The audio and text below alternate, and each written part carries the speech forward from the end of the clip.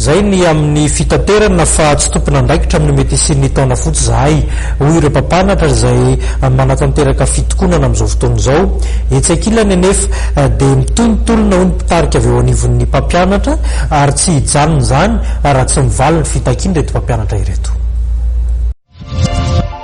Ahina nisian'ny taona fotsy amin'ny taom-pianarana 7/24 ity roa volana mahery izay ny tsy nisian'ny fampianarana dia mbola nanamafy ireo syndikan'ny mpampianatra izay nivondrona ao anatin'ny mandatezan'ny fanabeazam-pirenena fa tsy isy ny fiverenana an-dakilasy raha tsy voavasy voavaly ny fitakian'izy ireo. Nandritry ny roa volana mahery izay ny mpampianatra rehefa nitokona ary niandry valiny tsy misy miverina an-dakilasy ao na ho firy taona eto tsika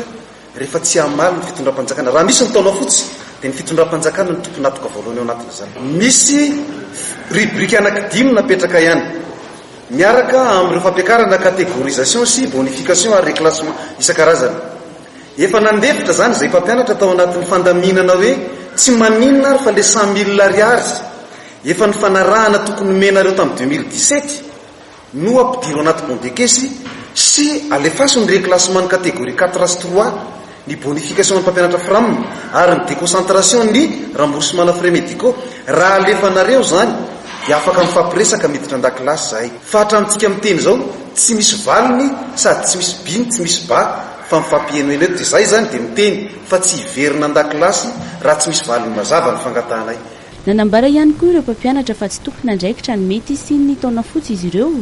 ny fandaovana vakasion dia tsy fitakiana fa zon'izy ireo ny mahazo izany raha ny fanamafisana nataon'izy ireo androany. Fandoavana ny arere amina vakasion na subvention mpampianatra dia tsy fitakiana satria asa efa vita efa nitotosaina ary raha ny tokony ho izy tsy ho ao anatin'izao fitakiana izao mihitsy ny tokony hamoana azy fa efa tany aloha elabe ary zany indrindra no isan'ny nampitroatra ny olona ankoatran'izay fanambaniana sy fanomezana asina ny mpanabe fa ny fitakiana dia mipetraka ho an'ny tombontsoa ny mpanabe tsy hankanavaka dia efa eny am-pelantanana ireo tokony andraikitra ny fampiakarana ny indemnité bonification reclassement rehetrarehetra sy ny décentralisation ny